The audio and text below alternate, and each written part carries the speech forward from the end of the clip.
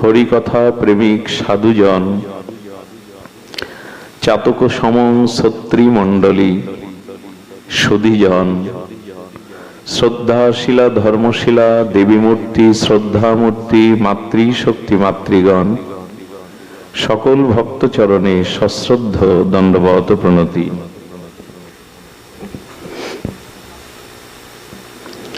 আচ্ছা বাবা, eco eco দিও না, রিসাউন্ড হচ্ছে, ইকো না দিয়ে ছোট। জয় রাধে, জয় শ্রী রাধে।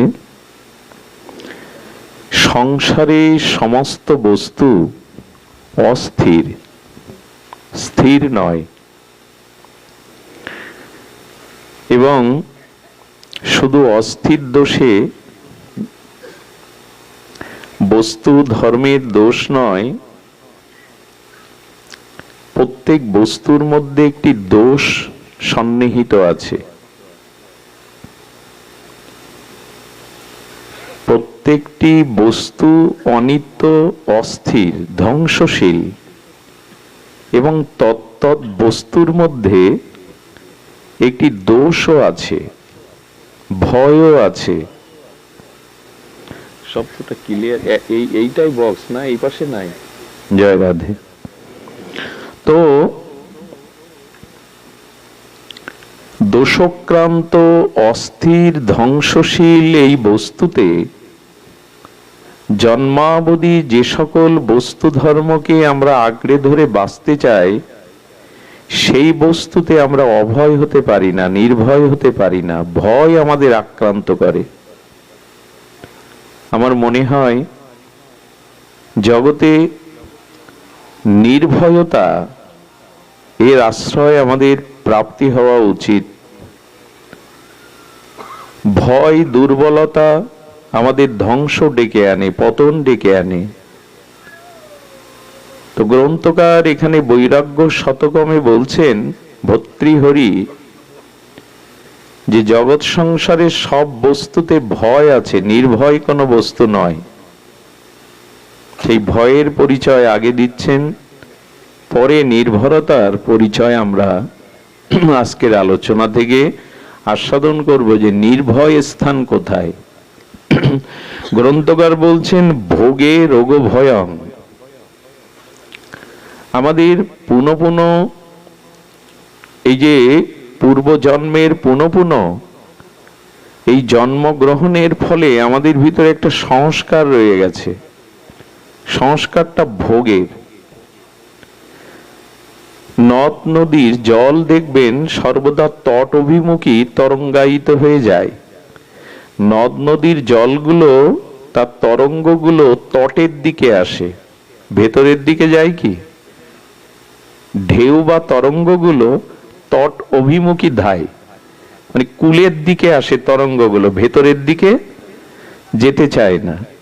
তেমনি আমার মতো মাদিশ জীবের সর্বদা একটা ভোগের সংস্কার রয়ে গেছে। আমরা ভোগ করতে ভালোবাসি।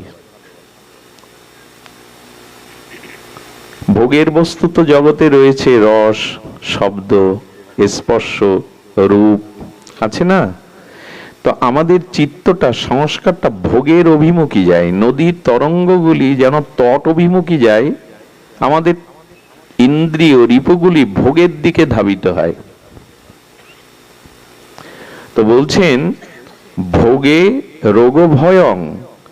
আপনি যদি মাত্রা অতিরিক্ত বিধি বা শাস্ত্র লঙ্ঘন করে বেশি ভোগ করতে যান, সেই ভোগের একটা ভয় আছে, রোগ এসে জুটবে। যে যত ভোগ করে তার তত রোগ এসে দেখা দেয়।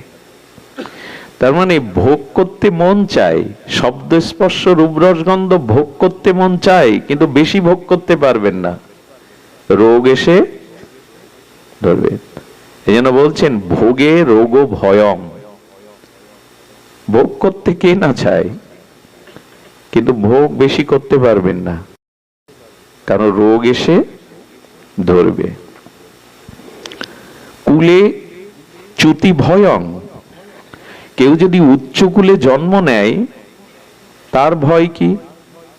বলে, উচ্চ কুলে জন্ম নিলেও দ্বিজ ব্রাহ্মণ কি উচ্চ কুলে তার ভয় হলো সেই উচ্চ কুল হতে তার কোনো আচরণের দ্বারা যদি সে পতন হয়, তাই না? উচ্চ কুলে জন্মালে একটা পতনের ভয় থাকে, যে তার দ্বারা সেই উচ্চ কুল যদি শ্রেষ্ঠ শাস্ত্র শীল সৎ ব্যবহার না হয়ে তার জীবনে যদি অশাস্ত্রীয় কোনো কর্ম এসে যায়, তখন সে উচ্চ কুল থেকে পতনে দ্বিজ হয়ে শ্রেষ্ঠ কুলে জন্মে এমন কাজ করতে পারলো, তার মানে তার আত্মমর্যাদা হারালো। তাহলে উচ্চ কুলে জন্মানো ভয়, কিসের ভয়? চ্যুতি ভয়ং, যদি উচ্চ কুল থেকে পতন হয়। দেখুন, এই পৃথিবীতে শাস্ত্র বলছেন যে যাবতীয় বস্তুতে ভয় আছে এবং সেটা অস্থির, চিরস্থায়ী নয়। কতটি খুব ধ্যান দিয়ে শুনতে হবে। এটি জীবন গঠনের, চরিত্র গঠনের, ভগবৎ প্রাপ্তির পথ। এগুলি, এ পথে যেও না, এতে নির্ভয় হতে পারবে না। এই জন্য বললেন কুলে চ্যুত ভয়ং বৃত্তে নিপালাদ ভয়ং। বর্তমান সময়ে যদি আপনি শিল্পপতি হন, কোটিপতি হন, ধনসম্পদের মালিক হন, তখন রাজভয় এসে জুটবে। রাজভয় কেমন জানেন? ভাগবত এমনও বলেছে, এক সময় সরকারি কর আরোপের দ্বারা মানুষ জঙ্গলে পালাবে। জন্মগ্রহণ থেকে মৃত্যু পর্যন্ত কর দিতে হবে। 20 বছর আগে কোনো রোডে চলতে গেলে রোডের কর দিতে হতো না। এই জন্য ধন সম্পদ থাকলে ট্যাক্স ফাঁকি দেওয়ার যে মামলার ভয়, রাজদণ্ডের ভয়, এগুলো কাজ করে সবসময়, করে কিনা। এবং সম্পদ থাকলে সেই সম্পদের কারণে যে শত্রু বৃদ্ধি পায়, সেই শত্রুর ভয়ও, অর্থাৎ আপনি ধনী হয়েও ভয় থেকে নিষ্কৃতি পাবেন না। বৃত্তে নৃপাদ ভয়ম, নৃ মানে, নৃপাদ মানে রাজ ভয় থাকে। আর কি বলছেন?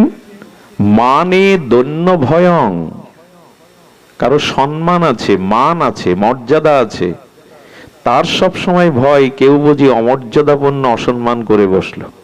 সম্মান যার আছে তার পেছনে ভয় কাজ করে, কে তাকে বড় কথা বলে অসম্মান করলো। মানে দৈন্য ভয়ং, যদি কেউ আমাকে বড় কথা বলে বসে। এই জন্য মান যার আছে, মান হারাবার একটা ভয় সবসময় তাকে তাড়া করে ফেরে।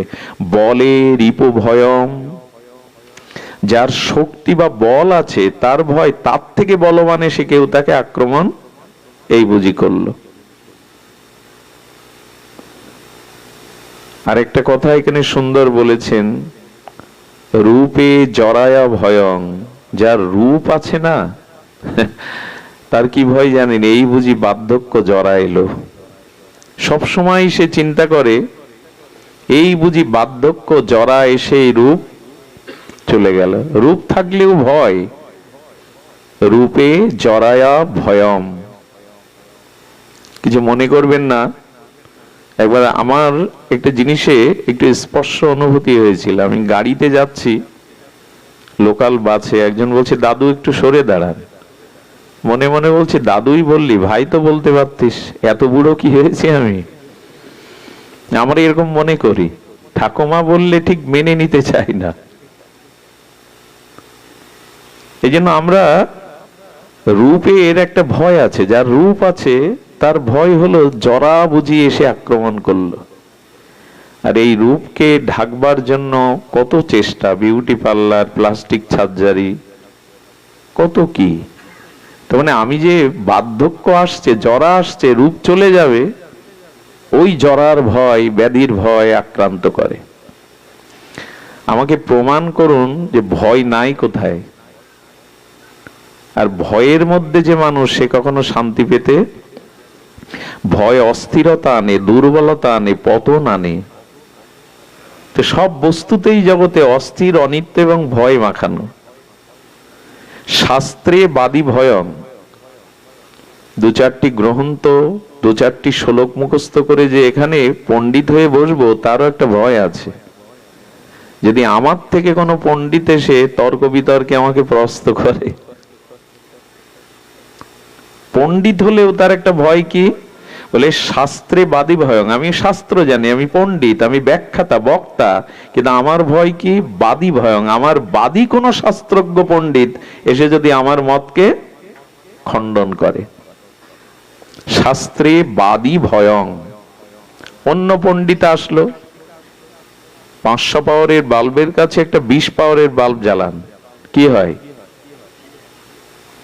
ওই 500 পাওয়ারের বাল্বের আলোর জ্যোতিতে এই অল্প আলোটা ঢেকে যায়। তো আমার থেকে বড় পণ্ডিত এসে যদি আমার এই মত খণ্ডন করে, এই জন্য বলছেন শাস্ত্রে বাদী ভয়ং, বিপরীত কোন পণ্ডিতের ভয়। আমার থেকে বড় পণ্ডিত যদি এখানে বক্তা কেউ এসে যায়, তো এই জন্য বলছে গুণে খল ভয়ং। অনেক পুণ্য কর্মের দ্বারা কেউ গুণ পায়, হয়তো সে সঙ্গীতজ্ঞ, চিত্রশিল্পী, হস্তশিল্পে তার বেশি সুনাম, কিন্তু গুণ থাকলে তার ভিতরে ভয় হলো খল দোষ এসে যায়। ওই গুণকে পুঁজি করে, লোকের আত্মবিশ্বাস এবং লোকের ভরসাকে পুঁজি করে তার ভিতরে খলতা চলে আসে সত্যের। গুণ আছে বলেই তো মানুষ সেই গুণের প্রতি আকর্ষিত হয়, তাকে বিশ্বাস করে, কিন্তু অধিক গুণ থাকলে তার ভিতরে খল এসে যায়। আত্মসত্ত্ব পরিপূরণের জন্য খল কপটতা এসে হাজির হয়, তখন সেই গুণে ম্লান হয়ে যায়, গুণটা ঢাকা পড়ে যায়। আচ্ছা, কায়ে কৃতস্থ ভয়ং। আমাদের দেহে সর্বদা সে দৈব দ্বারা ভয়, এই বুঝি অ্যাক্সিডেন্ট হলো, এই বুঝি বজ্রপাত হলো, এই বুঝি কোনো দুঃসংবাদ এলো, এই ভয়। সর্বং বস্তু ভয়ান্বিতং। এই দেখুন কি বলছেন শাস্ত্র, সব বস্তুর মধ্যে একটা ভয় কাজ করছে। আমি যে প্রসঙ্গগুলি আপনাদের বললাম, রূপে ভয়, পাণ্ডিত্যে ভয়, অর্থে ভয়, মানে ভয়, সবখানেই ভয়। ভুবি নির্নাম বৈরাগ্য মেব অভয়ম। এখন আমাদের জিজ্ঞাসা, নির্ভয় স্থান কোনটি, যেখানে ভয় পৌঁছাতে পারে না, যেখানে ভয় বলে কোনো শব্দ নেই, আছে নির্ভরতা, আছে নির্ভয়তা, আছে অভয়তা, সেই স্থান কোথায়? সেই স্থানটি একমাত্র কারো জীবনে যদি বৈরাগ্যের দ্বারা ভগবত চরণ আশ্রয় করতে পারে, ওই জায়গাটাই হলো নির্ভয় স্থান। যদি কারো জীবনে ত্যাগ এবং বৈরাগ্য এসে উপস্থিত হয়, এই বৈরাগ্যের দ্বারাই ভগবত চরণ আশ্রয় হলো একমাত্র নির্ভয় স্থান। যে শিশু ভয়ে ভীত সন্ত্রস্ত, ক্ষুধায় কাতর, সব মায়ের কোলে দিন, ক্রন্দন থামবে না, ক্ষুধা নিবৃত্তি হবে না, কিন্তু গর্ভধারিণী স্নেহবৎসল মায়ের বুকে যেই শিশুটা যায়, মায়ের বুকের অমৃত স্তনদুগ্ধ পান করতে থাকে, পৃথিবী কে আছে যে তাকে ভয় দেবে? ওই সন্তানকে কে ভয় দেবে? যে স্নেহবৎসল মায়ের কোলে উঠে বুকের অমৃত দুগ্ধ পান করছে, তাকে জগতে কে ভয় দেবে? মায়ের কোল যেমন শিশুর জন্য নির্ভয় স্থান, বৈরাগ্যের দ্বারা, ত্যাগের দ্বারা কেউ যদি ভগবানের চরণাশ্রয় করে, ওটাই নির্ভয় স্থান। ওখানে আর ভয় বলে কিছু নেই। ভজহুরে মন শ্রীনন্দ নন্দন অভয় ও চরণার। এই গোবিন্দ দাস তার ভজন অনুভূতি বলছেন, অভয় চরণ একমাত্র ভগবানের চরণ, ওখানে ভয় মায়া পৌঁছাতে পারে না। সূর্যের দ্বারা অন্ধকার সর্বদা দূরে পালায়, আলো আসলে আর অন্ধকার দাঁড়াতে পারে না। বিশেষ করে সূর্যের উদয় হলে তিমির অন্ধকার দূর হয়। অন্ধকার প্রজাপতি ব্রহ্মাকে গিয়ে নালিশ করছে, আমাকে কে সৃষ্টি করেছে? ব্রহ্মা বলছেন, আলো বা অন্ধকার দুটোই আমার সৃষ্টি, পাপ পুণ্য আমার সৃষ্টি, সৎ অসৎ আমার সৃষ্টি। তখন অন্ধকার বলছেন, তা আপনার সৃষ্টি যদি আমি হয়ে থাকি, আমার অধিকার নেই? বলে অবশ্যই আছে। বলে তাহলে সূর্য আমার সাথে শত্রুতা করে কেন? সূর্য উঠলেও আমাকে তাড়িয়ে দেয় কেন? ব্রহ্মা বলছেন, তাও তো যুক্তি আছে। আমি সূর্যকে আলোকেও সৃষ্টি করেছি, অন্ধকারকেও সৃষ্টি করেছি। তো অন্ধকার বলছে সূর্যের এত শত্রুতা আমার সাথে কেন? আরে সূর্য আমাকে দেখতে পারে না, আমাকে তাড়িয়ে দেয়। সূর্য উঠলে আর অন্ধকার দাঁড়াতে? সূর্য নারায়ণকে ডেকে প্রজাপতি সনক পিতা ব্রহ্মা বলছেন, আপনি অন্ধকারের সাথে শত্রুতা করেন কেন? কেন তাকে তাড়িয়ে দেন? সূর্য হেসে বলছেন, অন্ধকার কে তাকে তো আমি চিনি না। সত্যিই সূর্য অন্ধকারকে চেনে না। অন্ধকার কখনো সূর্যের কাছে পৌঁছাতে পারে না।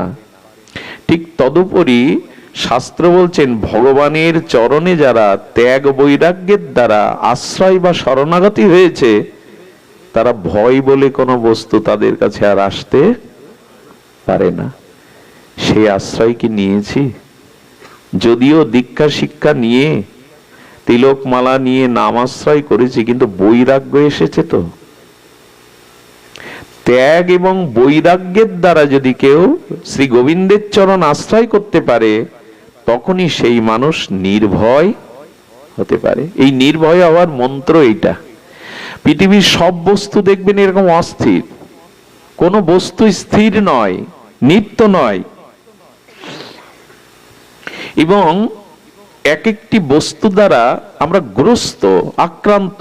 দড়ি দ্বারা যেমন মানুষকে বেঁধে রাখা যায়, শিকল দ্বারা যেমন শৃঙ্খলিত করা যায়, জগতের সব বস্তু যেন আমাদের গ্রস্ত করে রেখেছে, বেঁধে রেখেছে। আক্রান্তং মরণেন জন্ম জরাশা। তার মানে আমাদের এই জন্মটা হয়েছে মৃত্যু দ্বারা গ্রস্ত হয়ে। যেদিন জন্ম নিয়েছি ওই দিন মৃত্যু আমাকে গ্রাস করেছে। সবাই কি বলে জানেন? আমার মৃত্যু ঘনিয়ে আসছে। মৃত্যু অন্য কোনো কথা থেকে আসে না, মৃত্যু আমার মধ্যেই। মৃত্যু কোথা থেকে আসে?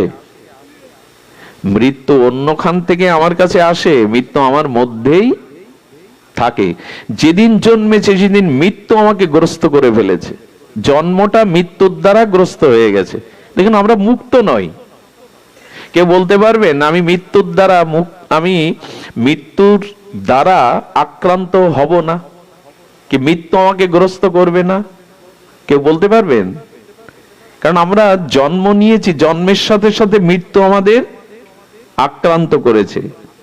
জরায়া চাতুর্জলং যৌবনং। যৌবনটাই এই জগতে সুখ বলতে একটি জিনিস আছে, যৌবন। সুন্দর বলতে, সুখময় বলতে মানুষের যৌবন, কিন্তু দেখতে দেখতেই তা শেষ হয়ে যায়। সকালের ফুলটা বিকেলবেলা তার সৌন্দর্য নিয়ে থাকে না, টিকতে পারে না, ঝরে যায়। কিছু ফুল থাকে 2-4 দিন, কিন্তু ঝরে যায়। কিন্তু কাঁটাটা অনেকদিন থাকে, তাই না? গোলাপের পাপড়িটা বিকালবেলা একদিন পরে, কিন্তু কাঁটাটা থেকে যায়। শাস্ত্রে বলছেন আমাদের এই যে যৌবনটা, এই যৌবনের সৌন্দর্যটা, এটা দেখতে দেখতে কি হয় বললেন? জরাশা, জরাগ্রস্ত এসে, কিছু মনে করবেন না, কারো যেন ভাগ্যে এটা না থাকে, না আসে। ক্যান্সার পেশেন্টরা যখন থেরাপি দেয়, ওদের দিকে তাকিয়ে দেখবেন কি সুন্দর দেখতে, মানুষটা পুড়ে কি বিভৎস দেখতে হয়ে গেছে। তার মানে আমাদের যৌবনটাও জরা বা ব্যাধির দ্বারা গ্রস্ত, আক্রান্ত। মুক্ত কি যৌবন? চাইলেই কি যৌবন টিকিয়ে রাখতে পারবো? মাইকেল জ্যাকসন কয়েক কোটি টাকা খরচ করে প্লাস্টিক সার্জারি কালো ঢেকে দিয়েছিল, তার মৃত্যুটাও বিতর্কিত।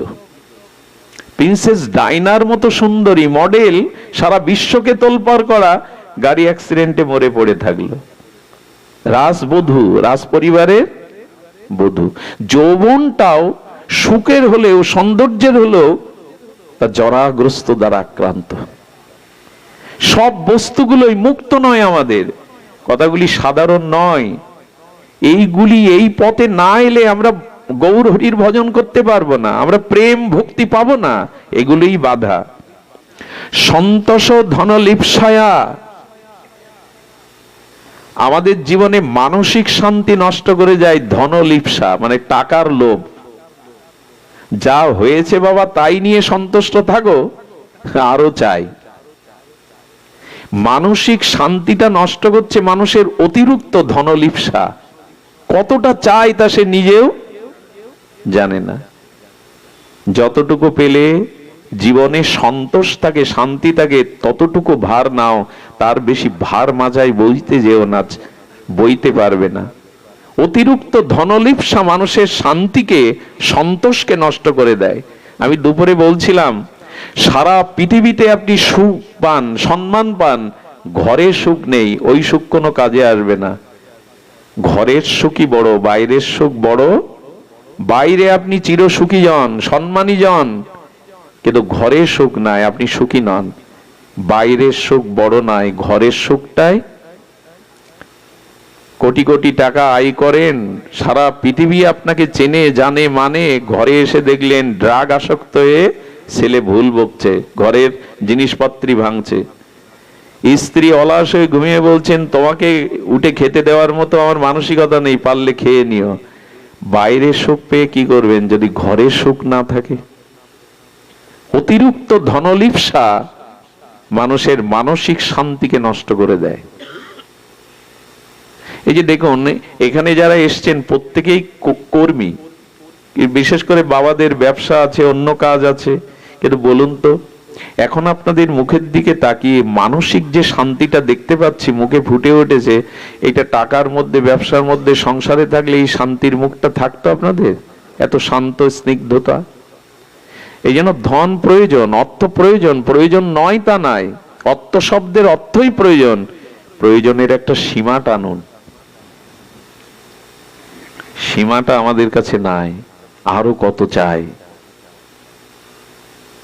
আমি খুব শ্রদ্ধা করতাম বিশ্ববরেণ্য চলচ্চিত্র পরিচালক, লেখক, গবেষক সত্যজিৎ রায়কে। সত্যজিৎ রায়ের নাম যারা সিনেমার সাথে পরিচিত জানেন। উনি ওনার শেষ বেলায় অস্কারও পেয়েছিলেন। বাঙালিরা আসলে পুরস্কার পায়, ফুলের মালা পায় মরার পরে। বেঁচে থাকতে আমরা খুব সম্মান জানাই, দেখবেন 21 পদক, স্বাধীনতা পদক সব মরার পরে। কেউ কেউ এখন বলেন বেঁচে থাকলে দিন, নাহলে মরার পরে দিতে হবে না। তো ওনার নায়ক নামের একটা সিনেমা তৈরি করেছিলেন উত্তম কুমারকে দিয়ে। উত্তম কুমার তখন মহানায়ক, চারিদিকে তার যশ খ্যাতি ছড়িয়ে পড়েছে বিশ্বব্যাপী। উত্তম কুমারের ভালো ঘুম হয় না। একদিন ঘুমে স্বপ্ন দেখছে যে উনি টাকার স্তূপের মধ্যে পড়ে গেছেন, আর টাকা উপর থেকে ঝরতে পড়তে পড়তে সেই টাকার মধ্যে দম বন্ধ হয়ে আর দম নিতে পারছে না। দৃশ্যটা আমার এখনো মনে আছে। অর্থ যশ খ্যাতির মধ্যে ডুবে ওপর থেকে টাকার স্তূপ পড়ছে ঝরে ঝরে, আর ওর মধ্যে ওর গলা পর্যন্ত, মাথা পর্যন্ত ডুবে দম বন্ধ হয়ে ছটফট করছে। মানুষের রাস্তায় আমি বলি, খাট কিনা যাবে, ঘুম কিনতে পারবেন না, 5 তলা বাড়ি করতে পারবেন, মানসিক শান্তি পাবেন না। কারণ আপনার লোভেরও একটা সীমা থাকা উচিত। কতটুকু চাই আমি? আচ্ছা, একটা পিপিলিকার সামনে 1 বস্তা চিনি দেন, সব নিয়ে যাবে ও? মানুষের সামনে 10 বস্তা দিলে? এটা অদ্ভুত জিনিস। দেখুন, পৃথিবীতে মানুষের থেকে প্রাণীর সংখ্যা অনেক বেশি, কিন্তু কেউ চাকরি বাকরি ব্যবসা করে না, অথচ সকাল থেকে রাত পর্যন্ত দেখুন কেউ না খেয়ে। মানুষ যত টাকার পিছনে ছোটে, অভাব সব এদের। অন্য প্রাণীর কোনো না খেয়ে মরে গেছে এমন প্রমাণ আপনি দিতে পারবেন না। এই জন্য সীমা দেওয়া উচিত। দেখুন, আমি বলছিলাম গ্রস্ত হয়ে গেছি আমরা, সব জিনিসের দ্বারা আক্রান্ত হয়ে গেছি। সেটা আমাদের সন্তোষটা, আমাদের হৃদয়ের শান্তিটা আক্রমণ করেছে কে? ধনলিপ্সা। সমসুখং পৌরাঙ্গনা বিভ্রম। আর কি হয়েছে জানেন? আহা, পৌরাঙ্গনা বিভ্রম। আমাদের মতি বুদ্ধিটা বিভ্রান্ত হয়ে গ্রস্ত হয়ে গেছে। শুধু এই কথাগুলো খুব মার্মিক, এই জন্য আপনাদের বলছি। সেটা হলো রমণীর প্রতি, নারীর প্রতি অতিরিক্ত আসক্তিতে কি হয়েছে, আমাদের সমসুখটা, শান্ত সমাহিত সুখটা মোহগ্রস্ত হয়ে গেছে। কিছু মনে করবেন না, আমাদের সাতক্ষীরা থেকে এই মকসেদপুর পর্যন্ত যদি সোনার একটা পর্বত ঈশ্বর সৃষ্টি করে, আর ওই পর্বতটার উপরে বসিয়ে দিয়ে বলে এই পর্বত তোমার, ততটা ক্ষতি হবে না যদি মোহগ্রস্ত হয়ে কোনো সুন্দরীর কোলে আপনাকে বসিয়ে দেওয়া যায়। বোঝা যায় কথা? এটা এক আচার্য বলেছিলেন, বৃন্দাবনের আচার্য। আমাদের সাতক্ষীরা থেকে মকসেদপুর পর্যন্ত ভগবান একটা সোনার পর্বত করে বলে দিলে এটা তোমার, বসো এখানে।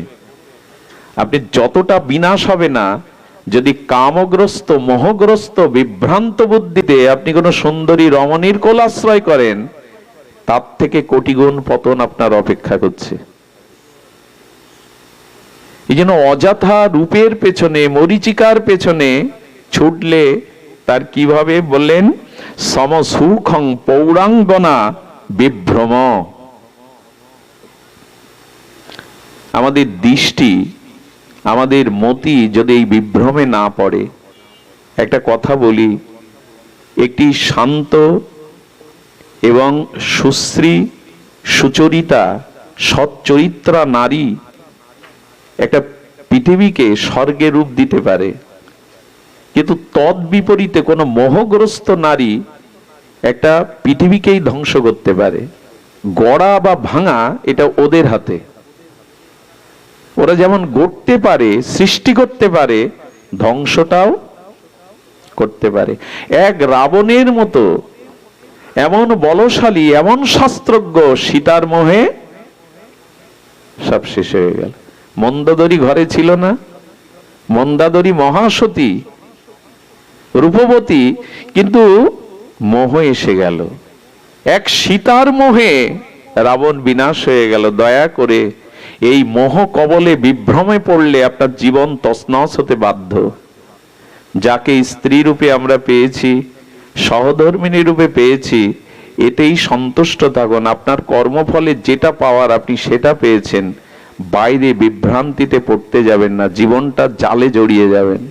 কতগুলি আমার না, বৈরাগ্য শতমের কথা। এই গ্রন্থ বড় বিরল জগতে। আমি 20 বছর ধরে এই গ্রন্থটা খুঁজছিলাম।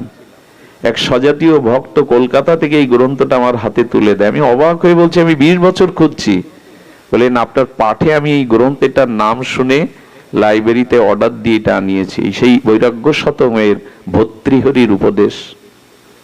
যে জীবনের সমস্ত আমাদের যে বুদ্ধি, মতি, সৎ বুদ্ধি, সৎ মতি হারিয়ে ফেলে বিভ্রমে। সোনার পর্বতে আপনাকে বসিয়ে দিলেও খুব ক্ষতি হবে না, কিন্তু বিভ্রান্ত মোহগ্রস্ত হয়ে যদি কোনো সুন্দরীর কোল আশ্রয় করেন, বিভ্রান্তিতে আপনার জীবন পতনমুখ হবে। লোকে মাৎসর্যা ভিগুনা। আমাদের আগে কি বলেছি যে সব বস্তুই ভয়ের, নির্ভয় একমাত্র গোবিন্দের চরণ। আচ্ছা, গোবিন্দের চরণে যাব, আমাকে বেঁধে রেখেছে এই জিনিসগুলি। আচ্ছা, আমাকে যদি এখন এখানে আষ্টে বিষ্টে বেঁধে রাখেন, আমি উঠে যেতে পারবো আপনাদের কাছে?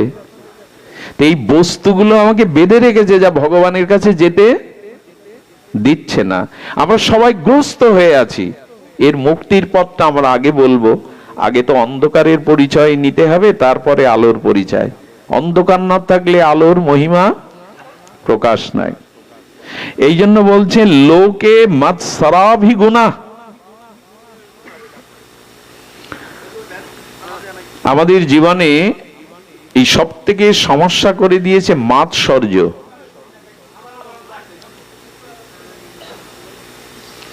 হৃদয়ে যেটুকু শান্তি অবশিষ্ট ছিল, এদিকে ধ্যান দিন, যে যা পারে করুক। আমাদের মনে যতটুকু শান্তি এখনো ছিল, এটা পুড়িয়ে ছারকার করে দিয়েছে মাৎসর্য। মাৎসর্য মানে অন্যের কোনো উৎকর্ষতা দেখে, উন্নতি দেখে, অন্যের কোনো কল্যাণ, শ্রী দেখে আমাদের হৃদয়ে জ্বালা হওয়া। এই যে পরগুণ উৎকর্ষে আমার হৃদয়ে জ্বালা হওয়া, এটাই মানুষের অবশিষ্ট যেটুকু শান্তি এখনো বাকি আছে, এগুলো জ্বলে পুড়ে শেষ করে দিচ্ছে। ওর কেন হবে? এক ব্যক্তি মন্দিরে গিয়ে বলছে, ঠাকুর এটা দেব সেটা দেব, পূজা দেব, আমার ছেলের চাকরিটা যেন হয়। কয়েকদিন ধরে সেই প্রার্থনা করে চলেছে। যখন চাকরির সংবাদ বার্তা রেজাল্ট এলো, দেখলো তার পাশের বাড়ির এক ছেলের চাকরি হয়েছে, তার হয়নি। মন্দিরে গিয়ে বলছে, ভগবান এত ডাকাডাকি, এত প্রার্থনা, এত উপঢৌকন তোমায় দেব বললাম, চাকরি হলো না, তা আমার ছেলের হলো না ঠাকুর, ওর ছেলের হলো কেন? এটার জবাব দাও। এটাও ভগবানকে বলতে হবে, আমার হলো না তো ওর। মানুষ এখন সব থেকে অশান্তি পায় এই মাৎসর্যের কারণে। আমার কেন নয়, ওর কেন? খবরদার, এটাকে তাড়ান, তাড়াতাড়ি বিদায় করুন, নালে যেটুকু শান্তি আছে আপনার সব জ্বলে পুড়ে ছারখার করে দেবে। মাৎসর্য নিতে নেই। আমি দুপুরে মনে হয় বলছিলাম, এই যে সুন্দর একটা অট্টালিকা তৈরি করা, যদি সকালবেলা উঠেই মা বাবা ওরা দেখে যে কেউ কাকর ঝিল ধুলোবালি ঘরে ছড়িয়ে দিয়ে গেছে, কি করবে? জানে না, কিছু জানে না কে দিয়ে গেছে, ওগুলো কি করে? রেখে দেয়, পরিষ্কার করে। তা আপনার আমার কানে যে পরনিন্দার কাকর ঝিল কেউ দিচ্ছে, তা আপনি সেটা ঝেড়ে ফেলেন না কেন? রেখে দেন কেন? ও বেলায় ঝেড়ে ফেলে দিই, এ বেলায় ভেতরে গুছিয়ে রেখে দিই। এই জন্য মাৎসর্যটা আনবেন না। কারো মধ্যে কোনো গুণ দেখলে প্রশংসা করবেন, এটার প্রাপ্তি তার। সে সাধনা করেছিল, সে কোনো স্বীকৃতি করেছিল, তাই এটা পেয়েছে। আমি করিনি স্বীকৃতি, তাই আমি, এটাই ভাবুন, কেন তার হবে? এই মাৎসর্যই আমাদের অবশিষ্ট শান্তিটুকু গুনাহ, একটা দুর্গুণ। এই মাৎসর্য, এই মাৎসর্যই দুর্গুণ আমাদের বিনষ্ট করছে। বন ভূমাও বালৌ নৃপা দুর্জনাও অধৈর্যেন। আর আমাদের অধৈর্যটা আমাদের সৌন্দর্যকে গ্রাস করেছে। কথায় কথায় যে ক্ষেপে ওঠে, রেগে ওঠে, মানুষের প্রতি চোখ রাঙায়, এই যাদের এই গুণটা না, তাদের কি বলছেন? ধৈর্যটা গ্রস্ত করে আছে এই অধৈর্য দিয়ে। সবসময় চিন্তা করবেন যে যতটুকু ধৈর্য সীমার মধ্যে রাখতে পারেন। এক গুরুদেবের কাছে এক শিষ্য গিয়ে বলছে, গুরুদেব এটা ঠিক করেছি না? কি করেছিস? 20 টাকা রিক্সা ভাড়া, 30 টাকা চেয়েছে, তার সাথে গন্ডগোল বাঁধিয়ে 20 টাকায় দিয়ে এসছি। সেটা তোর চোখ মুখ দেখে বোঝা যাচ্ছে, রক্ত উঠে গেছে মাথায়। ঠিক করিনি, সে তো অন্যায় দাবি করেছে, 20 টাকা ভাড়া 30 টাকা চাইবে, আর আমিও ঠকবো কেন? গুরুদেব ঠিক করিনি। গুরুদেব তখন বলছে, আচ্ছা আপনাদের কাছে আমি প্রস্তাবনাটা দিচ্ছি, 10 টাকা তাকে বেশি দিয়েছেন, সে বেশি চেয়েছে। আচ্ছা 10 টাকাটা আপনার কাছে মূল্য বেশি না ওই রাগ দেখিয়ে আপনি রক্ত উঠিয়ে দিলেন, অধৈর্য এসে গেল, আপনার মস্তিষ্ক যেটা গুরুদেবের কাছে যেতে গিয়ে শান্ত ছিল, সেটা 10 টাকার মূল্য বেশি না এই অধৈর্যটার মূল্য বেশি আপনার কাছে? কোনটা? জ্ঞানী ব্যক্তি স্থির থাকে ওই জন্য না, বেশি নিয়েছে, কিন্তু রাগটা হলে আমার ভিতর যে প্রতিক্রিয়া হবে সেটা 10 টাকার থেকে বেশি ক্ষতির। আপাতত শিক্ষা নিয়েছি, এরপরে তাকে জিজ্ঞাসা করে, তাকে কন্টাক্ট করে আমাকে আসতে হবে। এই ধৈর্যটা দিয়ে ঠকে সে নিজের শান্তি বজায় রাখে। ধৈর্যটা মাঝে মাঝে রাখুন। ধৈর্যটা অধৈর্য গ্রাস করে ফেলেছে। প্রায় খুঁটিনাটিতে আমার কিছু জানি মনে হয় যে বাড়িতে নিয়ে যেতে হয়। এখানে যা শুনি না, এখানে যা আয় করি, এটা বাড়ি নিয়ে ওদের ভাগ দেন, স্ত্রী পুত্র পরিজনদের। এখানে প্রসাদ দিতে গিয়ে যদি পাতা দেওয়ার পরে 10 মিনিট দেরি হয় জল দিতে অন্ন আসতে, কেউ খেপে যান কি? গালাগালি দেন কি? আচ্ছা বাড়িতে মা যদি এইটা করে, মানে স্ত্রী যদি 10 মিনিট দেরি করে, এই ধৈর্যটা ওখানে ধরেন তো? আমি বলতে চাইছিলাম এইখান থেকে যেটা অর্জন করেন এটা বাড়ি নিয়ে যান না, ওইখানে যেন মনে পড়ে। তাই তো ভাগবত আসরে তো 10 মিনিট বসে অপেক্ষা করেছিলাম, বাড়িও করি, 14 গোষ্ঠী উদ্ধার করে দেই।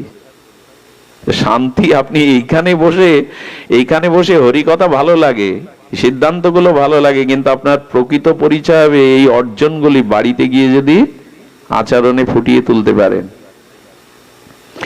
আয় করবেন, চাকরি করে ব্যবসা করে আয় করবেন, সংসারে খরচ করবেন না, তাহলে সংসার চলবে? এখান থেকে যেটা অর্জন করেন সেটা বাড়িতে বিলিয়ে দেবেন না আচরণে, তাহলে চলবে কি সংসার? এখান থেকে যেটা আমরা গ্রহণ করি ওটা সবার মাঝে আচরণে ফুটিয়ে তুলতে হয়। এই জন্য গ্রস্তং নং কি বা কেন, কেন বলছেন কোন বস্তু গ্রস্ত নয়? বলেন একটি বস্তু কেবল গ্রস্ত নয়, সেটা হলো ভগবত ভজন। ভগবত ভজনের দ্বারা অন্য সমস্ত গ্রন্থি কেটে যায়। আর জগতে যত বস্তু সব অন্য বস্তুর দ্বারা গ্রস্ত। যত ভজন করবেন, যেই ভগবত ভজনে পড়ে যাবেন, সব বন্ধনগুলো, এই গ্রন্থিগুলো কেটে যাবে। একটা প্রমাণ দেই, এই যে অবগুণগুলো আমাদের বাদে, এখানে এই অবগুণগুলো কাউকে গ্রাস করছে? অন্যের প্রতি হিংসা, মাৎসর্য, অশান্তি, এগুলো এখানে গ্রাস করছে না। কারণ ভগবত ভজনের এমন একটি মহিমা আছে, সেই মহিমাতে আপনার জীবনের সবকিছু মঙ্গলময় করে দিতে পারে, কল্যাণময় করে দিতে পারে। এই জন্য ভগবানের চরণে বিষ অমৃত হয়। ওখানে মীরাবাইয়ের বিষ, প্রহ্লাদ মহারাজের বিষ অমৃত হয়ে যায়। ওই চরণের এমন মহিমা, ওই চরণে শরণের এমন মহিমা, বিষ আর কোথায় হয় গো বিষ অমৃত?